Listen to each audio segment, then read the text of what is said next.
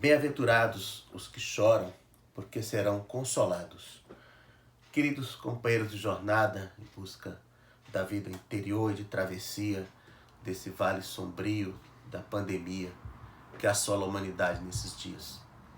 Encontramos no Sermão do Monte essa declaração ousada e paradoxal, pronunciada pelo único capaz de dar sentido e consequência a ela. Dita por qualquer outro, ela seria irônica, enganosa, talvez até mesmo cruel, como uma pregação vazia de uma religião ufanista ou de um humanismo alienado. Com efeito, a existência humana neste mundo é repleta de dores e de lágrimas. As alegrias parecem ser, no mais das vezes, efêmeras e ilusórias, enquanto que as tristezas se apresentam como experiências permanentes e reais. Além do sofrimento pessoal que atinge a cada um de nós também participamos, como comunidade e humanidade, daquele sofrimento que provém das crises econômicas e sociais, das guerras, da deterioração do meio ambiente, da iniquidade na distribuição de recursos do planeta, das enfermidades, tantas circunstâncias numa era globalizada.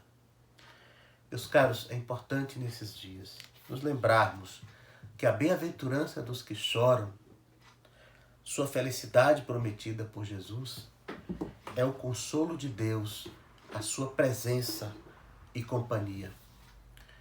Não a vitória em todas as lutas, o sucesso dos empreendimentos, a realização dos sonhos, o final feliz de todas as histórias.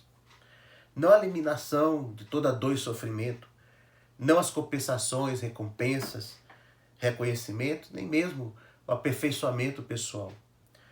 Os que choram lágrimas de quebrantamento e de dor diante das mazelas pessoais e deste mundo doente e corrompido pelo pecado, serão cheios do Espírito Santo, que é o Consolador, enviado pelo Senhor, para que estivesse sempre conosco. Essa é a felicidade suprema, oferecida por Deus aos homens. Ele mesmo. Como disse Santo Agostinho, buscar a Deus é buscar a felicidade. Encontrar Deus é a própria felicidade. Uma parte importante do ministério dos antigos profetas era anunciar o consolo de Deus para o seu povo, que seria trazido por meio do Messias prometido. Da profecia de Isaías, lemos: consolem o meu povo, diz o Deus de vocês. Falem ao coração de Jerusalém e anunciem que o tempo da sua escravidão já acabou, que a sua iniquidade está perdoada. Lemos também: porque assim diz o alto sublime, que habita a eternidade e cujo nome é santo. Habito no alto e santo lugar, mas habito também com o contrito e abatido de espírito, para vivificar o espírito dos abatidos e vivificar o coração dos contritos. Tenho visto os caminhos do meu povo, mas vou curá-lo. Também o guiarei e tornarei a dar consolação a ele e aos seus pranteadores. Como fruto dos seus lábios, criei a paz, paz para os que estão longe e para os que estão perto, diz o Senhor, e eu sararei. E lemos ainda no capítulo 61 de Isaías: o Espírito do Senhor Deus está sobre mim, porque o Senhor me ungiu para pregar boas novas aos pobres, enviou-me a curar os quebrantados de coração, a proclamar libertação aos cativos e a pôr em liberdade os algemados, e a pregoar o ano aceitável do Senhor e o dia da vingança do nosso Deus, a consolar todos os que choram, e a pôr sobre os que choram em Sião uma coroa em vez de cinzas, óleo de alegria em vez de pranto, manto de louvor em vez de espírito angustiado. Eles serão chamados carvalhos de justiça, plantados pelo Senhor para a sua glória. Reconstruirão as antigas ruínas, Restaurarão os lugares anteriormente destruídos e renovarão as cidades arruinadas, destruídas de geração em geração. Em Lucas, no capítulo 4, nós vemos que Jesus, na sinagoga de Nazaré, leu esta última profecia de Isaías e disse: hoje se cumpriu essa escritura que vocês acabam de ouvir.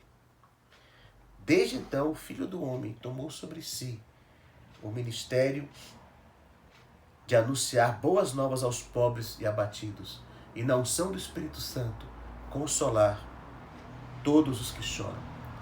Ele é o nosso consolador e Ele mesmo é o nosso consolo. Consolar significa colocar-se ao lado de alguém para ajudar, animar, auxiliar, defender e interceder. Jesus prometeu aos seus discípulos que estaria sempre ao lado deles, por meio do Espírito Santo, o Consolador, o Espírito da verdade, que habitaria neles. Esse era o maior temor dos discípulos, naquele momento em que finalmente compreendiam que o Senhor haveria de partir e que eles ficariam sós. Também nós, quando enfrentamos os caminhos escuros, os vales sombrios da vida, o que mais nos importa é perceber a presença do Senhor. Davi escreveu no Salmo 23, na experiência de passar pelo vale da sombra da morte: tu estás comigo, a tua vara e o teu cajado me consolam. Jacó, quando estava fugindo de seu irmão Esaú, numa noite em Betel, teve a revelação de que Deus estava naquele lugar, estava presente com ele. E os discípulos de Emaús caminhavam desolados após a morte de Jesus, até serem animados e aquecidos pela companhia do Senhor. É importante compreendermos a dimensão do ministério do Consolador prometido por Jesus e que agora opera na igreja. Esse Consolador, o Espírito Santo, ele está sempre conosco. Ele habita em nós. Ele torna atual, viva e poderosa a presença do Pai. Ele atua comunicando continuamente a verdade, o poder e o amor de Deus. Podemos assim ser constantemente lembrados das fontes e fundamentos do consolo que Jesus promete aos que choram. A certeza, a experiência da paternidade de Deus, o amor de Deus derramado nos nossos corações, a convicção da soberania de Deus a governar todas as coisas, a misericórdia de Deus, que se revela em perdão, graça, aceitação, relacionamento com Ele.